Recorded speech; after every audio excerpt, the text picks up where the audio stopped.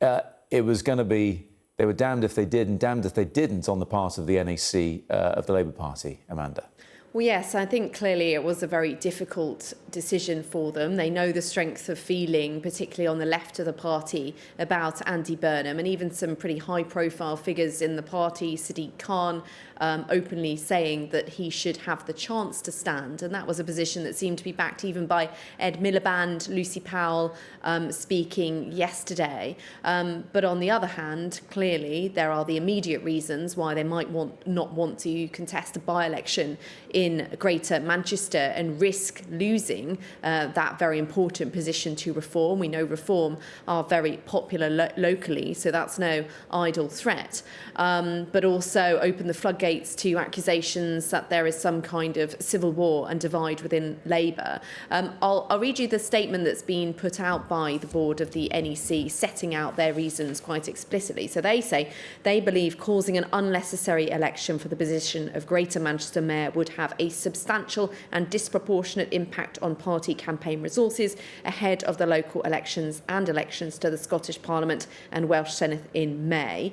They say, although the party would be confident of retaining the mayoralty, they couldn't put Labour's control of Greater Manchester at any risk. They say Andy Burnham is doing a great job as the Mayor of Greater Manchester, and they believe it's in the best interest of the party to avoid an unnecessary mayoral election, which would use substantial amounts of taxpayers' money and resources that are better spent tackling the cost of living crisis.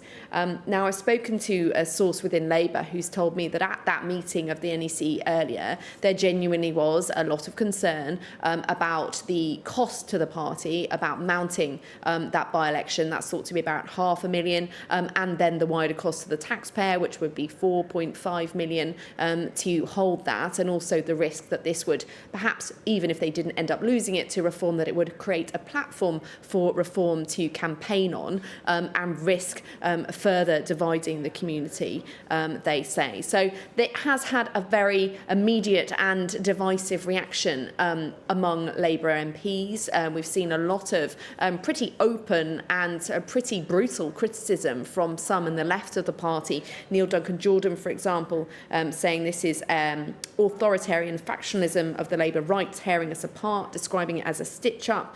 Others, for example, Richard Bergen, saying Keir Starmer and his clique have shown they're prepared to lose Gorton and Denton to Reform to protect narrow factional interests, describing it as weak leadership, only likely to deepen the crisis of the party. Brian Leishman saying they're willing to lose again because of their own weakness and insecurity, describing it as a disgraceful, undemocratic and cowardly decision. I mean, extraordinary language for MPs to be using about their own leaders. These are generally MPs that have previously lost the whip over other issues, two-child benefit cap, for example, had it reinstated. But clearly it shows the kind of difficulty that Sir Keir Starmer faces now in managing his party. Now, another MP who I just spoke to said to me he does believe it's the right decision, that he believes that this was sensible given the risks of losing the Greater Mayoralty,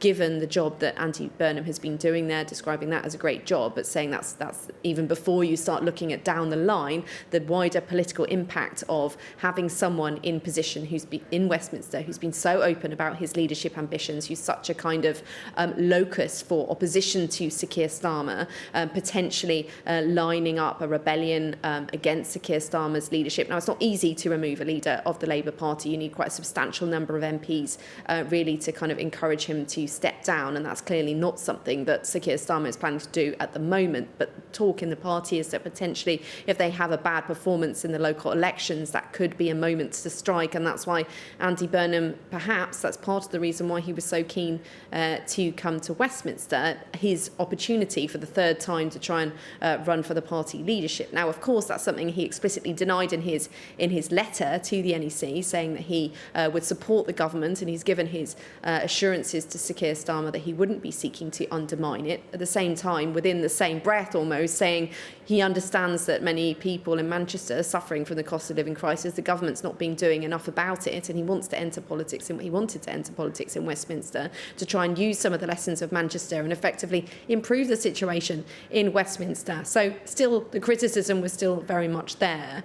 Now, we know what happened with the Tories towards the end of the previous government administrations, how they tore themselves apart, stabbing each other in the back, endless leadership speculation. We know that the Labour hierarchy are clearly very keen to avoid that. I know you don't like using the word psychodrama, but it's a word that we've been hearing again and again from members of the cabinet saying we don't want to see that once again, and just the very fact of being in Westminster would provoke that kind of discussion. Equally, there's a real risk that it could continue to do so, because now it looks like potentially the Prime Minister's running scared. You're free to use the word psychodrama. I think others misuse it because they don't think they understand the actual definition of it. Made-up word, really, isn't it? Which is not psychological drama. Anyway, let's put that to one side. It wasn't meant to be like this, was it? 18 months since the general election, a whopping great majority. But this infighting is playing into the hands of Labour's opponents, isn't it? The opposition parties, especially those, Amanda, that you've talked about, who've got, an eye on that by-election and potentially winning that seat from Labour. Well, absolutely. It's a real gift to them, isn't it? And I think clearly Andy Burnham's supporters argue that he's not trying to cause division. He's trying to help, that he's the person that Labour needs in Westminster to offer a kind of a fresh approach, arguing that we've seen the government's opinion poll ratings absolutely tanking over the course of that 18 months. Quite extraordinary that someone new is needed within the party. Equally, those in government would argue, but it's precisely this kind of talk that has led us to this path, and we need to pull together, and it's only when parties are united that they do well and win elections. They're going into the local elections in May, which are going to be very difficult. They're in London, they're across different local councils, although of course many have been postponed, but there's still a lot of people who'll be going out to vote. And then of course, most consequentially perhaps in Scotland and in Wales. And I've spoken to MPs who from those devolved nations who are particularly concerned about the impact of resources being